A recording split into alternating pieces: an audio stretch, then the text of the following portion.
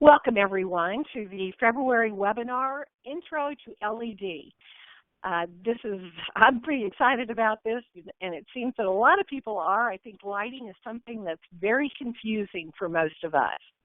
And we are thrilled to have with us Carla Snowden. Carla is a certified lighting consultant. She is certified by the American Lighting Association. She is also the Director of Business for the Connecticut Lighting Centers and Restoration Lighting Gallery. She has over 30 years of experience, so who better to teach us about lighting? She has experienced everything: sales, merchandising, buying, specifying, managing, and she even had her own showroom in New Hampshire. Her projects involve high-end residential homes, commercial projects for schools, hospitals, houses of worship, retail stores, hair salons, restaurants, and the list goes on.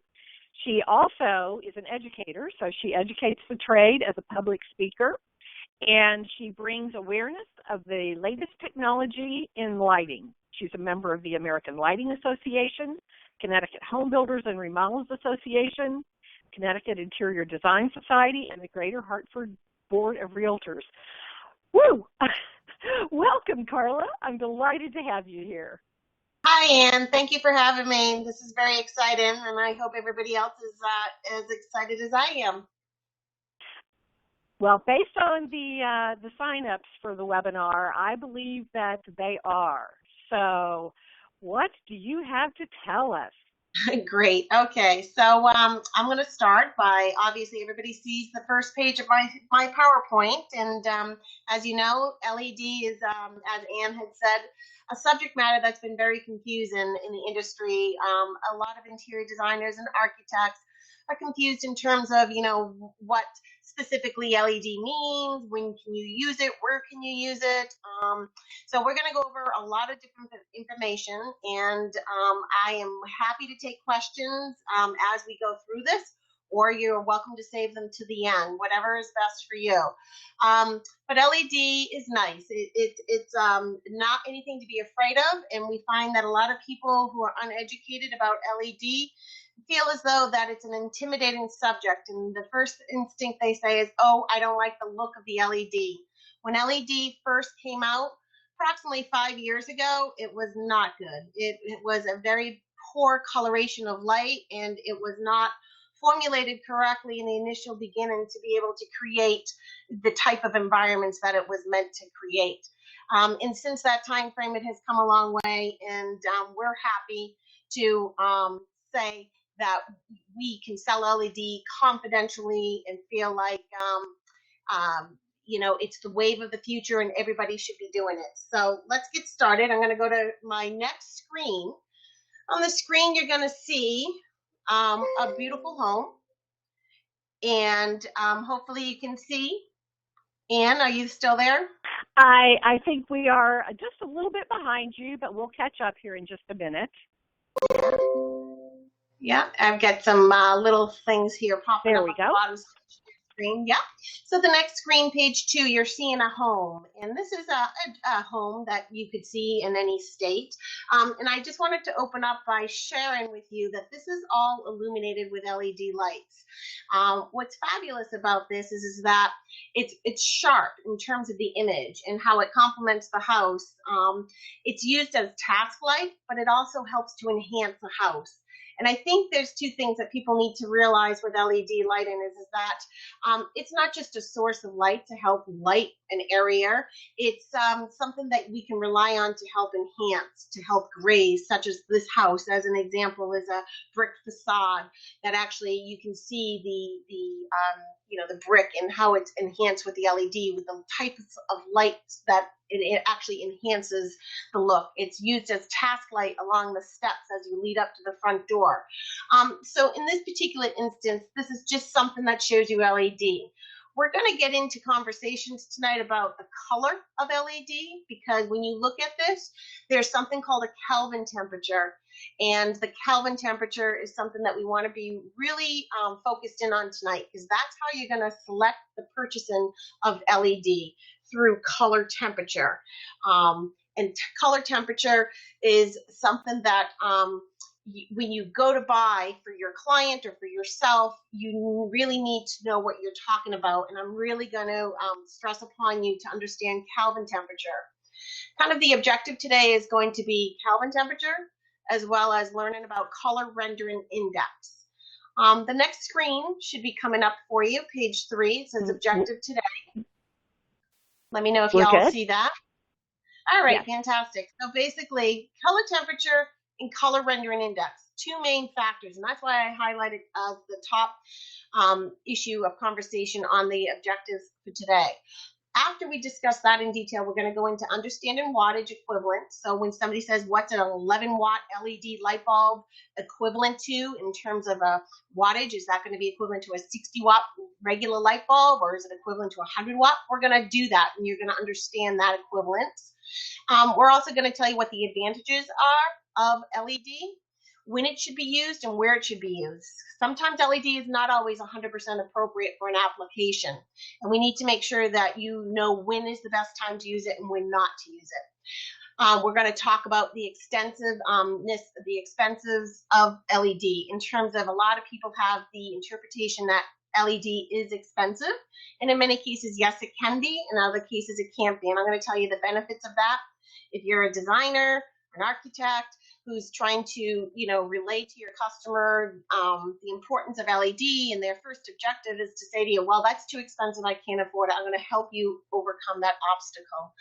Next, the availability of LED, where you can get LED, how many markets out there have it, and lastly, the main objective here too is to understand that when we talk about a light bulb, in the lighting industry, a light bulb is referred to as a lamp. So if I say the word lamp a few times over, I'm not talking about a table lamp or a floor lamp. I'm talking about a lamp that you actually screw into a fixture or a table lamp. So for terminology purposes, just understand that. We also want to make sure that we understand when LED bulbs are dimmable and when they are not dimmable, because not all LED bulbs are created equally, and that's very important. So I'm going to my next screen, page 4. If you all see that, that is LED is available. Okay, so when you're looking for LED, whether it be for yourself or for your client, you want to understand what are your options. What can I buy that's LED nowadays? So in a kitchen application, we have kitchen cabinets, and we want to attach to the bottom of a kitchen cabinet, the upper cabinet, we want to have under the cabinet lights. So LED is available in under the cabinet lighting.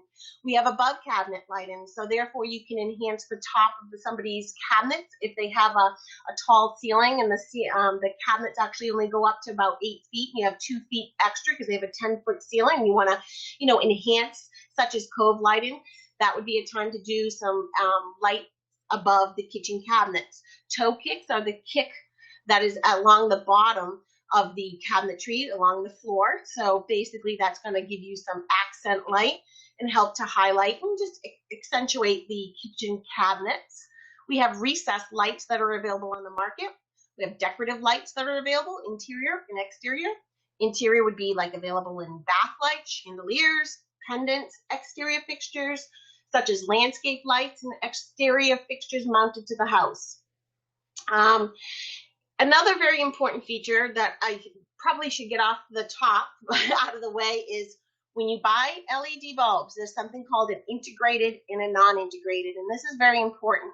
I show a picture of a diode on this screen, and the diode is a small little yellow chip, and that little yellow chip is LED, and that diode can be built inside a light fixture. So what happens, let's say you wanted to go out and buy a bathroom fixture for your bathroom vanity, and it says it's an integrated LED. It's going to have that little chip in it. Now, LED is supposed to be warranted for a lifetime is what all the vendors tell us. Say you buy this light fixture with this LED, and down the line, for some reason, this integrated LED chip built into the light fixture burns out. What do? When you buy from a manufacturer, you first want to find out if it's going to have a decent warranty. Manufacturers are saying that these LED fixtures, these integrated fixtures, are supposed to last us a lifetime. So you have to be careful. I personally am not a big fan of integrated LED. So when somebody comes to me and says, I'm going to buy a light fixture for my bathroom or from the outside of my house that has an integrated LED chip into it, I tell them, please know that it's too early in the stage for even manufacturers to know if that chip is going to be replaceable down the line. It becomes a disposable light fixture. So be cautious of that, because what do you tell your client and they call you 4, 5, 6 years, 7 years, 10 years down the line and their fixture doesn't work anymore? That's an issue, because in the lighting industry, we do not even know how we're going to handle that. So integrated LED is a scary subject matter. If it's a very inexpensive fixture, then fine, it becomes disposable. But usually integrated is an expensive fixture, so it's very rare to find a very inexpensive fixture on an integrated. So a non-integrated refers to an LED bulb that you screw into a fixture. So a bathroom vanity light that has regular sockets. You're going to screw in a regular socket-based light bulb that's LED. That's what that basically refers to. So getting to understand that LED comes integrated and non-integrated. The next screen that's going to be popping up actually shows you, for an example, an exterior light fixture. That particular fixture, if you all see that on the bottom of your screen. Yes. Okay, so that exterior light fixture has an integrated LED diode built inside of it. Looks beautiful, works nice. We're told it's going to last about a lifetime. Where I work, the company I work for, Connecticut Lighting Centers, anything that is LED, we back it for a 5-year period. So that alone is very helpful, but not all places do. So just be cautious of the warranty that you're going to get. What's nice about it is it's a fixture that doesn't show, like, where's the light coming from? If you walked up to it, you'd say, I don't see a light bulb. Where's that light source coming from? Well, that's the diode that's giving you the light. You don't actually see it. It's built up inside. So the fixture looks nice. If I had to guess on a fixture like that with an integrated LED, that's probably a $300 light. Now, you could probably get that as a regular screw-in light bulb base for about half that price. And then the light bulb itself you would screw in would be an LED screw-in bulb. Same thing with the photograph that's to the bottom left that shows the rings of fixtures, a little bit more of a contemporary look. That in those rings are little tiny built-in integrated LED bulbs all around inside that ring. It does a fabulous job in terms of light output, gives you, a fantastic amount of light. But down the line, again, we are in this industry a little uncertain about the integration of LED built into fixtures. A fixture like the bathroom vanity fixture to the right, or even the pendants above in the photograph, those are regular socket-based fixtures. And inside there, you can screw in an LED light bulb. So you still have that LED source of light coming out of the fixture, but it's not a diode built into it. Now, the recessed lights that you see in that kitchen are probably integrated. And for me, as my background and my experience, I can simply look at a fixture to know if it's integrated or non-integrated. So that would be an example of a recessed fixture that has an integrated LED built inside of it, which is fine. We still sell a large amount of integrated recessed fixtures, but down the line, knock on wood, if something happened, that recessed light would have to be torn out of the ceiling of that kitchen, which can be costly to do construction-wise, electrician-wise. So just keep that in mind. Now, it won't always be this way because manufacturers are getting a better handle on built-in integrated LED diodes into fixtures, and there'll be a better solution down the line. And then so, Carla, yes. May I interrupt you for just a minute? So yeah. Just to clarify, so all recessed lighting is not integrated. Is that correct? That's correct. Can that you get correct. integrated and non-integrated? Okay, yeah. So knowing that there is this possible issue, in 10 years or whatever, why would you choose to get integrated? Because with the LED diode, the diode is so small, people are able to get a very small recessed light. People want to be able to have light in their area, but they don't want to see the light source. The days of seeing the days of seeing a large 6-inch recessed can in your ceiling are far, in between. So basically, the past, and now people like that small aperture that they get. This next slide will actually show you as an example how you can have a very nice compact linear LED fixture mounted to underneath the cabinet that's maybe only a ½ inch thick, because the diodes are so tiny, they're built inside that fixture, and they can fasten up underneath somebody's kitchen cabinet. So the days of seeing a fluorescent fixture underneath your cabinet that's a very thick, large tube that has to fit into a 1.5 inch thick under the cabinet light, people aren't doing it anymore because it's big, they're cumbersome. So this would be an example of something very sleek. Same thing with a puck light. A puck light is something that would fasten underneath somebody's kitchen cabinet. And I show you an example of this linear fixture and this puck light on the screen because I wanted you to see the difference in a linear fixture's effect, such as a nice graze of light that gives you good task light on your kitchen counter surface, that gives you even illumination, which a lot of people love. And then there's some people that don't want that glow constantly underneath the cabinet. They want just puddles of light, such as scalloping effects, such as the photograph at the bottom that actually shows like a little bit of light on the backsplash and a puddle of light on the counter. So there again, we have two, LED fixtures with a small diode built inside of them, and two different types of light sources for your kitchen, a linear under the cabinet light and a puck light. Both, again, coloration is the Kelvin temperature. So what we're going to do, we're going to talk about that shortly, and then maybe we can refer back to some of these. But getting back to LED in terms of what you want to look for when you buy it. So an educated consumer, such as yourself, if you're buying for yourself or if you're buying for your client or you want to educate your client, you want to tell them about LED. And we talked about that LED can be a little bit more expensive. So you're going to talk to your client and you're going to say, well, LED is a little bit more expensive because you want to make sure you're going to get a decent warranty.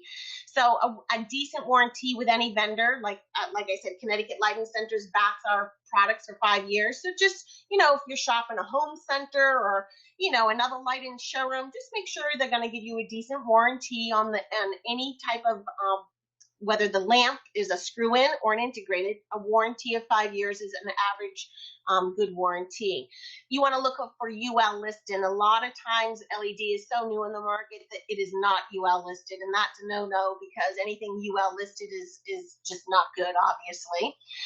You want to look for your Kelvin temperature in your CRI, a Kelvin that's going to complement what you need, and you're going to want to look for the newest generation, and usually boxes are marked with what they call generation 3, so it might have like a G3 on the box of the fixture or the bulb, the lamp source. You also want to make sure that they have dimming capability. Not all LEDs are dimmable, and that's a problem because sometimes you want to be able to dim your fixtures. You want to make sure it has good light output, which is referred to as your lumens, and the efficiency of it. You want to make sure that if it's an 11-watt bulb that's producing 60 watts of light, obviously that's giving you good efficiency. So your electric bill is going to be a lot less money because you're not running the power through a fixture or through a bulb at the full maximum 60 watts or 75 watts. So the wattage consumption is nice and low on LED, which is a big reason why everybody is purchasing LEDs, because you have that wattage consumption of only a small watt. And then additionally, what you want to pay attention to is your beam spreads. And beam spreads mean the amount of light that it can cast out. Basically on LED, those benefits are going to boil down to saving you or your client money. So money is always a factor for everybody. And if you talk to somebody, you're going to say, I can save you about a third less on your energy bill by converting you to LED. The colors in somebody's room, as an interior designer, you may say, I have this beautiful room that I did for my client. It's a great room, and it has beautiful fabrics that they spent a ton of money on, and we really want those fabrics to pop. Or we picked a paint color for the wall that is just fabulous, and we want it to look accurate. So a lot of times grays look blue, and tans can look off white. So distorted coloration is a huge issue if you don't correct it correctly with the right Kelvin temperature and CRI. The other advantage of the LED is that you're not going to have any heat buildup, so you're not going to deal with any type of a fixture that's going to be hot to touch, or is going to, like if you have an under the cabinet light in your kitchen and it's a halogen light source and you have chocolate chips up in the cabinet, that heat of that halogen will melt the chips during the summer months. Well, that doesn't happen with LED. LED runs a lot cooler. The longevity of LED, whether it's an integrated bulb or a screw-in bulb, is usually about 50,000 hours. So those are the benefits of LED that you want to look for when seeking out an LED lamp source or fixture. So moving right along, hopefully you're all kind of getting this. And like I say, feel free to interject at any point in time if there's questions, or, you know, I'm happy to answer as much as I can. LED, as we know, can be used inside or outside. And here we go. This is the part that we really want to pay attention to, Kelvin temperature. Kelvin temperature is the coloration of light. It's how your eye perceives the light. So if I were an interior designer and I had a client that said, I'm very contemporary and I have a lot of whites, blacks, blues in my living room or in my kitchen, and I really want to show off that white tile in my backsplash of my kitchen, a color temperature to help complement those colors and keep them nice and white and stark is going to be something that we call a Kelvin temperature of about 3,000. 3,000 Kelvin temperature, or even 3,500. Basically what happens is you have a scale, and that scale can start about 2,000 as an example. The lower the number, the yellower the color, the higher the number, the whiter the color. In today's generation, we find the two most popular colors, Kelvin temperatures, are going to be 2,700 and 3,000. Most homeowners feel as though 27 and 3,000 are the most accurate for them. We have clients with warm color tones in their house that lean towards the 2,700, and we have some that want more precise white starkness, so they'll go to the 3,000, sometimes even a 3,500 Kelvin temperature. So Kelvin temperature basically is the coloration of the bulb, the lamp source, or the built-in diode. So the diode or screw-in bulb, when you buy it, look for the Kelvin temperature. Always remember, the higher the Kelvin, the whiter it's going to appear. When LED bulbs first came out, they were very, very stark, and that's why they got the reputation that everybody hated them. So here we go. This next slide is actually going to show you that scale I just referred to. This scale is showing you how the Kelvin temperature of a lower color is more yellow and the higher color is very bright. You ever go into a jewelry store and the jewelry, the diamonds sparkle? It's because they're using a 5,000 Kelvin temperature, or even sometimes 6,500. I've done several jewelry stores in my time, and that's fantastic.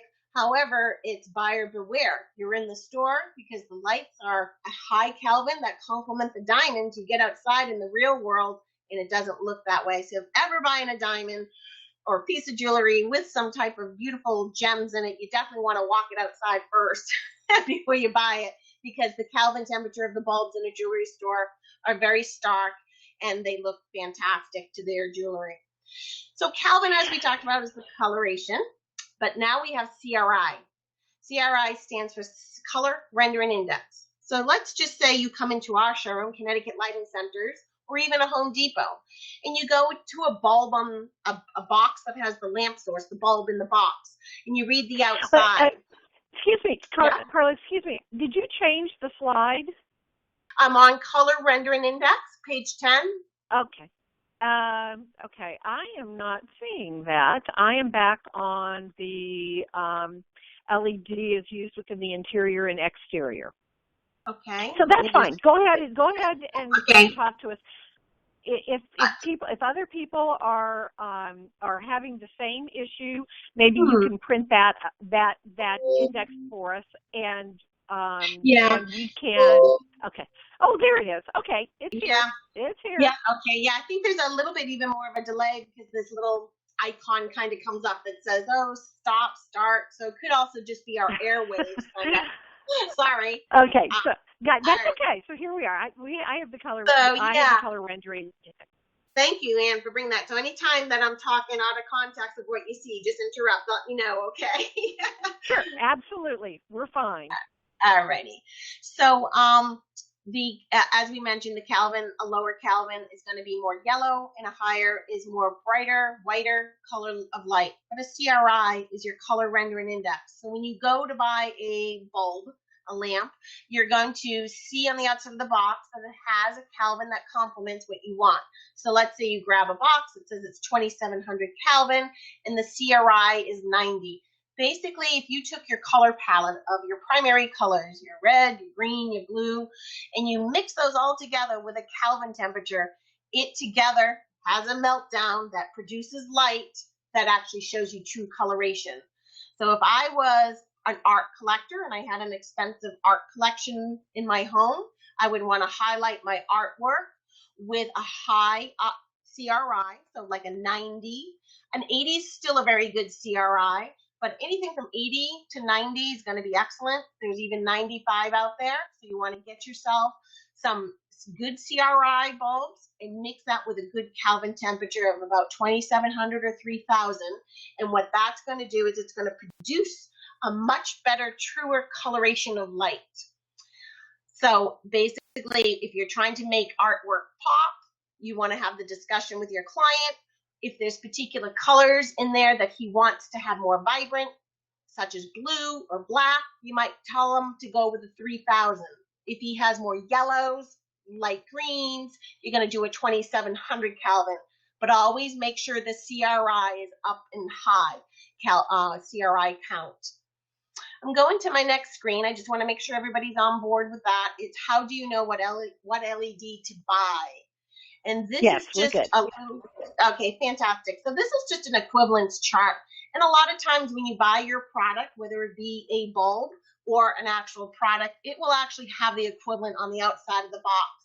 But for just your own sake of mind, for what you can understand, if you wanted to have, let's just say you're just changing out all the bulbs in your house. You have a hall fixture that has two 60-watt regular light bulbs in there, and you say, I really want to change it to LED.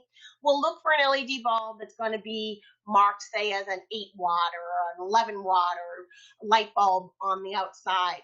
So if it's marked as such, you'll see that that's going to be your equivalence of 60 watts. If you get a bulb that has a marking on it that says it's 9 to 13 watts of LED light, you're in the approximate range of about 75 watts of light.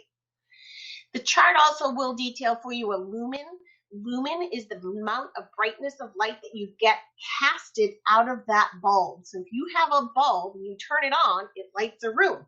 Well, if you actually had like a piece of equipment that could measure a lumen, it would tell you how many lumens of light in that space. So that chart just kind of details that for you and kind of lets you know how many lumens an 11-watt bulb would produce, opposed to maybe one that's 20 watts of light. When we get to LED, now that we kind of get a better handle on Kelvin and we get a little bit better handle on CRI, and we understand what products are available to us, let's talk a little bit more with some terms of LED. So if we're all should be on page 12 where it says products on the market, get familiar with the terms. Are we all there, Ann? Yes. Fantastic. Yes, we are. All right, so let's just see the picture in the middle. It shows a reel, and that reel is a piece of ribbon, and that ribbon actually has little tiny LED diodes built on it.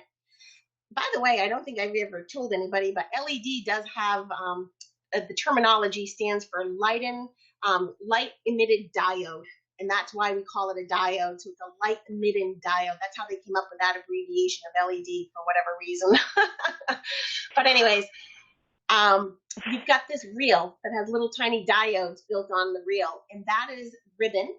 LED ribbon has been used in coves. So as you see, there's a photograph of somebody's dining room, and that is inlaid in that cove. And then we have some in somebody's closet that's actually given them a glow to each individual shelf. So that little LED ribbon is what's inlaid on into the cove as well as into the shelves. And that's great because, again, it's small, it's inconspicuous, it just gets laid inside an alcove, and it illuminates nicely. If I had to guess, let's just test everybody's education here. The cove on the left in the dining room, that's probably a 2700 because that is a yellower coloration of light. Whereas in that closet, it's more white. If I had to guess, that's probably a 3500 Kelvin that they've used in that.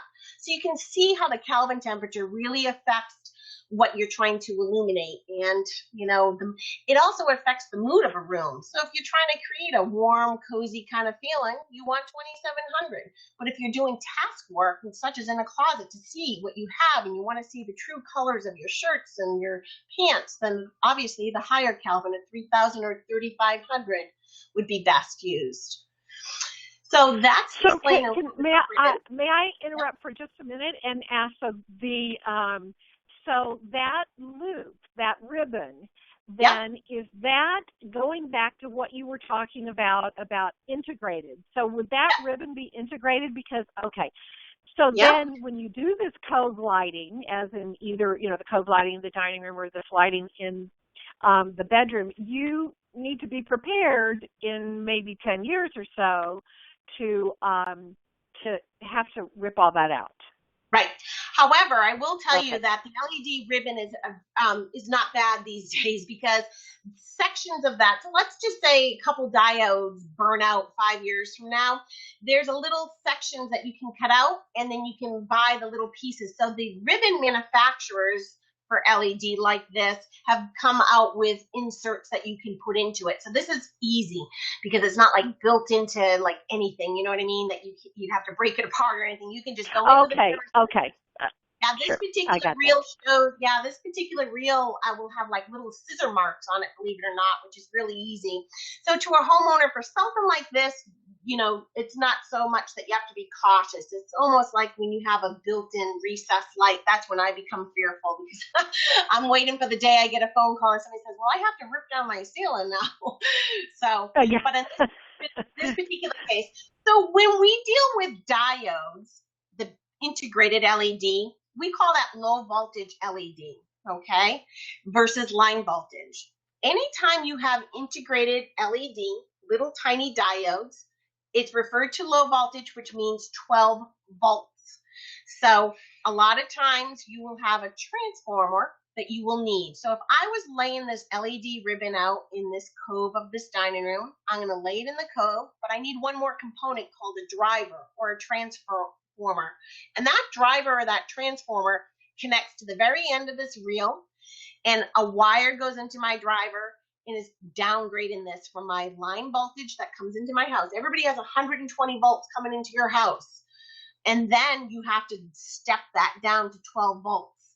This becomes a very energy efficient fixture to use. So this fixture, this is probably only 2.2 watts per foot and very efficient to run, very cool to run, very nice.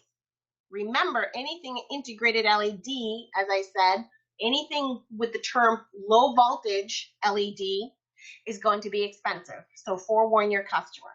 As an example, just to give you a sense of price, if you had to do this code for your client or for yourself, and you bought this ribbon and you bought a driver, if that was the size of the dining room and we did exactly that, that's probably a $1,000 investment right there. Okay, opposed to the old days. The old days, we used to take fluorescents, bare bulb fluorescents, stick them up there. A bare bulb fluorescent strip that nobody would see or care about would cost you maybe $20 and a bulb for $2. And you could do that all in fluorescent lights in the old days, and you'll see it a lot of times in doctors' offices or, old restaurants or something. That would probably cost in fluorescent probably maybe $300-400 tops in the day of. But it's no longer that. People are doing LED to be energy efficient, to have the longevity of not having to worry about, it burning out. When you get into the bottom photographs, there's on the very bottom, there's an integrated light bar that is like a clothes hanger bar in your closet. Very popular now. People love it. They usually have what's called a door jamb. They open up their closet door, little light goes on automatically. It's usually connected to this so they can see all their clothes. That's an example of an integrated LED. So that is probably like having a little piece of this ribbon all in this tube. And somewhere in the wall or in the ceiling is a driver, a transformer that's activating that. Then on the bottom, we show two recessed lights. That one that is white is actually a screw-in LED light bulb, whereas the one to the right would be an example of an MR16. The MR16 is a low voltage, which is 12 volts LED. So as you can see, the days of having a bigger recessed light opposed to a smaller recessed light, what appears better to you in your eye, in your client's eye, is something smaller and inconspicuous. You want people to concentrate on the furniture, the artwork, whatever. They don't want to be looking up at gaping holes up in the ceiling. You don't want somebody's ceiling to feel like Swiss cheese. So you're trying to get them into much smaller apertures for recessed lights. And to do that, they've got to convert over to low voltage. So a standard recessed light on the left, by the time they buy what's called a rough, a trim, and a bulb, maybe $50. The one on the right is going to be double that, about $100. So an education in low voltage recess just means a little bit more expensive, but in the long run, it's much more favorable because it's so much better to look at. I'm going to just go to my next screen here, and hopefully you will see momentarily, because I know we have a little bit of a delay. Page 13, as it will pop up, it will say examples of good lighting due to LED lamp sources. Yeah. And just let me, okay, fantastic. So I've got some photos I'm going to pop up here for you. And the first one is a kitchen. And this is a really nice, bright white kitchen. And this is probably, for an example, this could be an existing kitchen of somebody who has the big recessed cans, 6-inch cans, which no problem. They just probably went out to their store and they bought a screw-in LED light bulb. So you can take out all your recessed light bulbs in your house, go out to the market and buy yourself a screw-in LED light bulb and pop it in, and voila, look how it transforms the coloration of this kitchen. So you've got some decent light. You're talking about the picture on the bottom right? Yeah, the bottom right. That's a really brightly lit kitchen with all the recessed in there. And you can see how it really makes the granite counter pop. You can see that they probably have under the cabinet lights with a high color temperature. Remember we said anything in the blues and the whites and the grays, and you really want to make it pop, and really that is probably all LED, 3000 Kelvin if I had to guess, because you can see how white and crisp it is. The photo above that I just popped up actually is somebody's kitchen open to their living room. And here's an example, in my opinion, this is just me. You can see in the kitchen that the pendants have a yellower coloration and the recessed lights and the end of the cabinet lights have a whiter coloration. Consistency is very important. To you, it might not matter, your client, but you do want to bring it to their attention. So maybe this homeowner has gone out and bought 2700 Kelvin temperature light bulbs to screw into these pendants.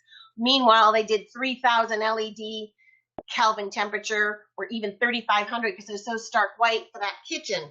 And you can see how it definitely has totally two different looks there. And to me, I like consistency. I would like to see all the same Kelvin temperature being used throughout. I'm popping up two more photos here. One is a little fireplace with two chairs and then a table and somebody's little, I don't know what you want to call this room, but this is a good example of a few things.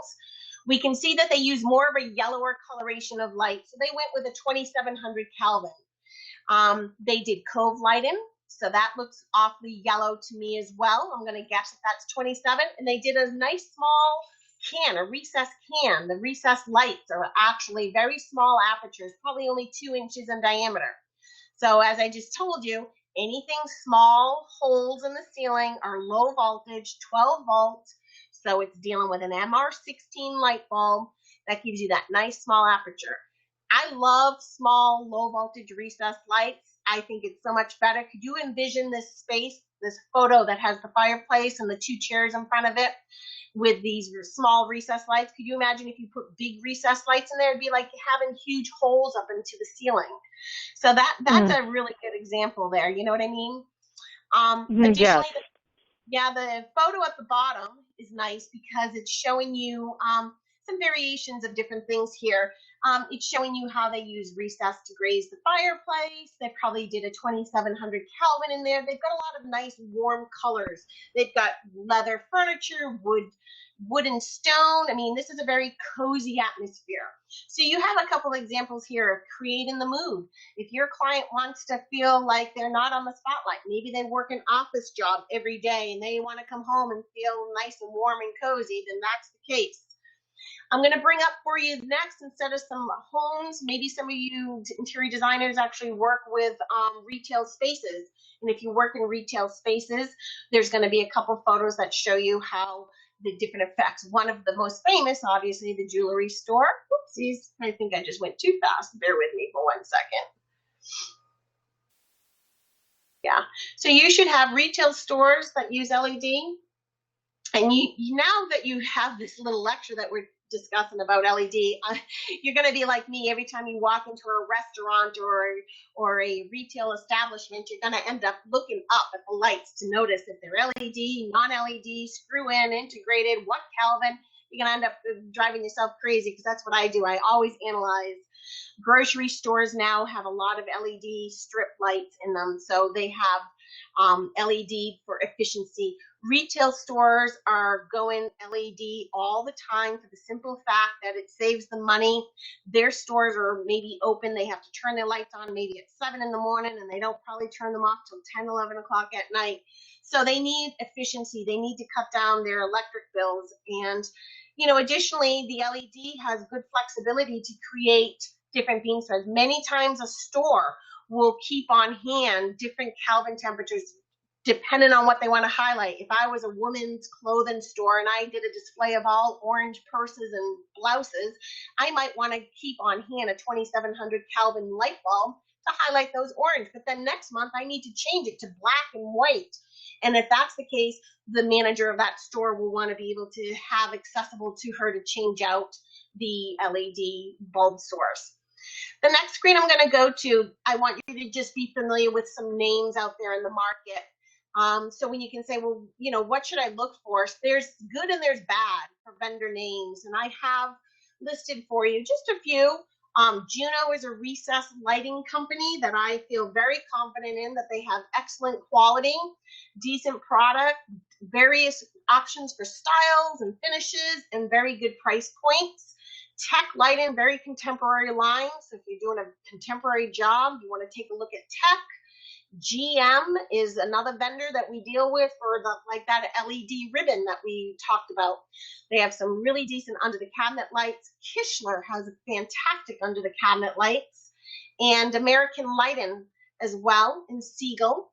So kitchen under the cabinet applications, try to lean towards Kichler, Siegel, American Lighting, Recess, Juno, Contact, Cree. Very good names out there.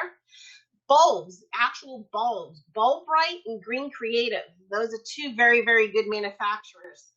If you are a designer or a homeowner that has a need for more commercial grade product, Texas Fluorescent. I know the word fluorescent scares you, but they actually make all LED products pretty much now, not hardly anymore, but they're located in Texas. They're excellent. I refer to them for all of my commercial needs. I find that Texas Fluorescent is great when it comes to interior, exterior, especially for retail spaces. I do a lot of the casino work for Foxwoods and Mohegan and stuff, and I use a lot of Green Creative product for my light bulbs. I use a lot of Juno. I use a lot of Texas Fluorescent. So I get some decent quality. You become, as a designer or a homeowner, you become, loyal to certain product lines. And same thing in this industry, I become loyal to certain vendors, and I get used to using them. But hopefully, all of that information, I know it's a lot to take in, and I definitely welcome any questions. And I should have printed on this last slide my actual email address and phone number for you to contact me. I have a lot of interior designers and architects, homeowners as well, that just call me and they say, hey, I'm working on this project. I just want to make sure I'm going to tell my client the right thing. And if that's the case, you're welcome to call me anytime or email me anytime. Go ahead, Ann. It sounds like you had a question. So, well, here is a way that people might be able to get your information, because a couple of people have asked if they could get the chart that you did showing lumens, incandescent, and LED comparison. Yeah, I that can. was on your slides. Yeah, I can certainly give them a copy of the whole presentation, a hard copy, if they want me to mail it or email it to them. I'm happy to do that.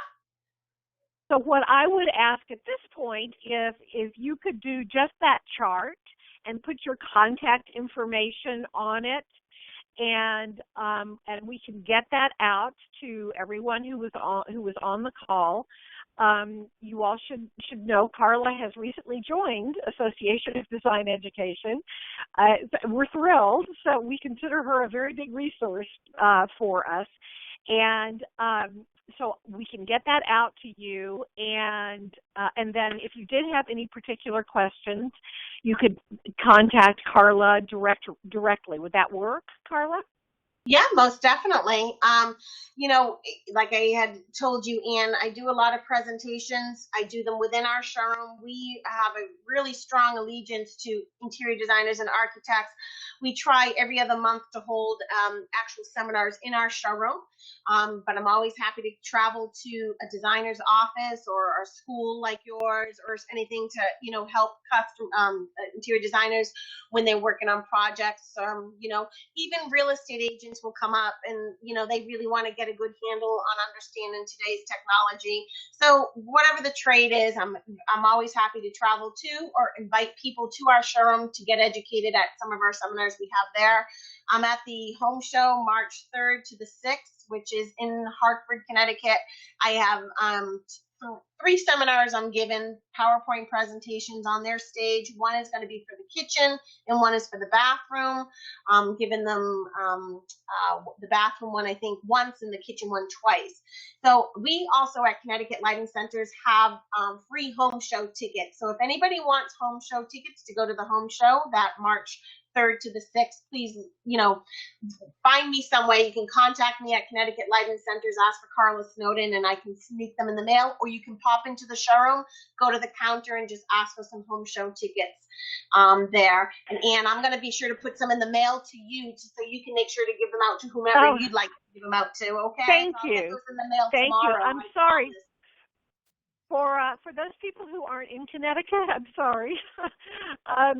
It's too bad, but if you are in Connecticut or close enough to come to Connecticut, that would be great. And Carla, if you would maybe send out, if you have a newsletter or something that people can sign up for, perhaps when you send them the chart, you could put the information for them to sign up, so those people who are close by and would be interested in learning more, attending more presentations, or whatever, could sign up for the newsletter. That would be great. Fantastic. This presentation I just did for you tonight is I know it's a lot to take in, and there's a lot about LED that I could just go on for hours of. This was just kind of a little bit of the topic.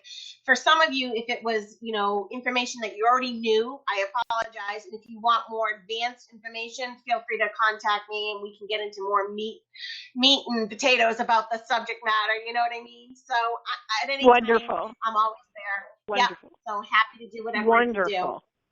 It looks like we have a little bit more time if anybody has questions. I was going to say, do we have any questions before we say goodnight to Carla?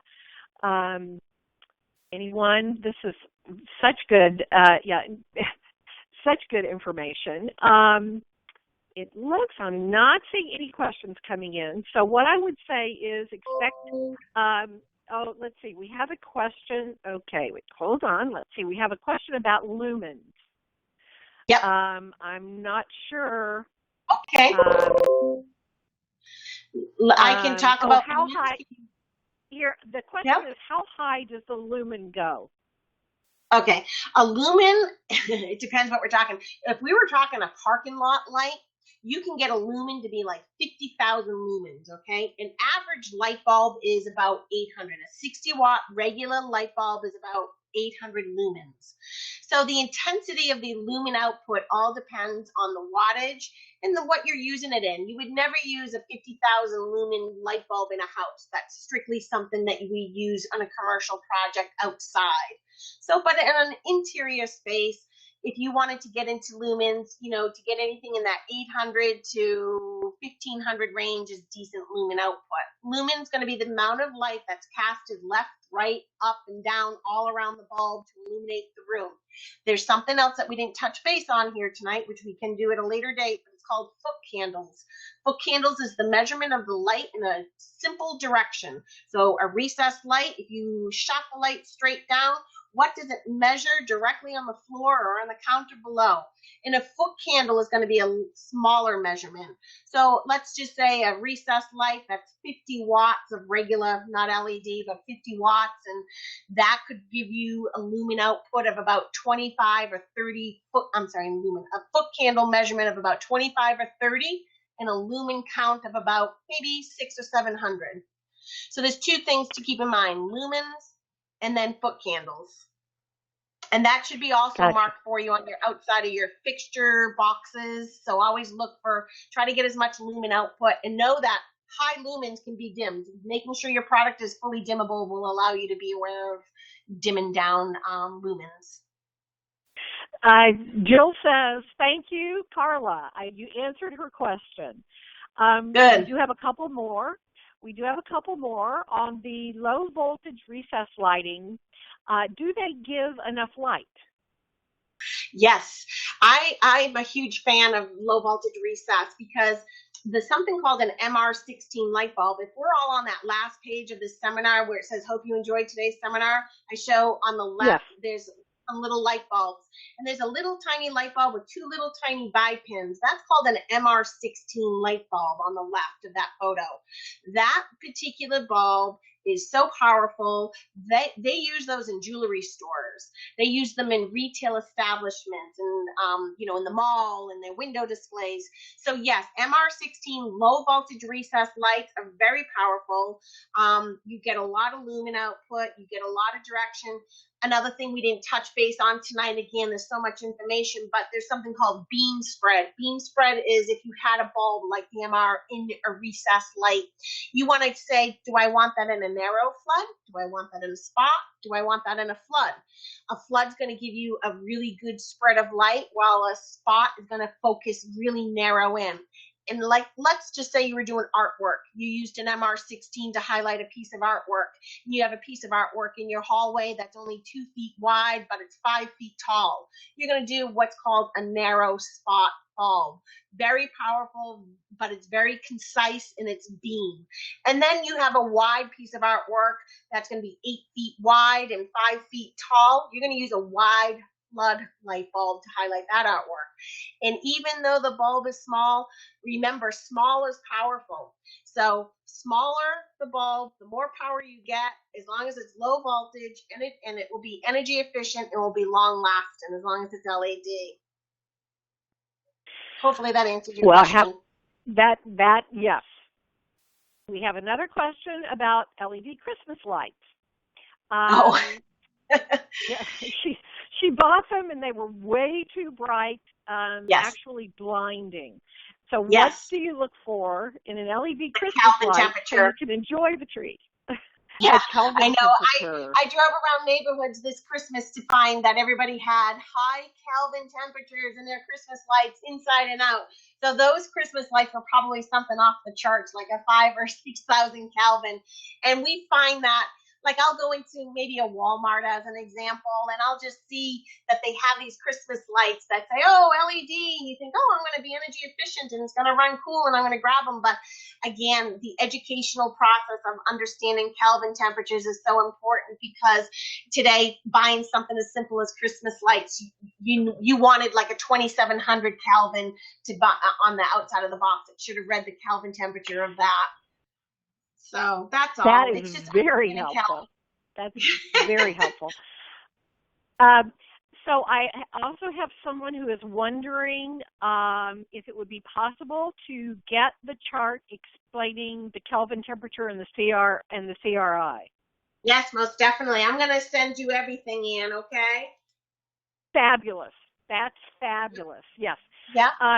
And we'll make sure everyone receives that information, and it will also include Carla's contact information. So if you have questions, if you're even at a distance, that you can pick up the phone and call Carla, or stop by Connecticut Lighting Showroom. That's you're going to be overwhelmed, I think, by the amount of information. Good. So it looks like we have, lots of kudos.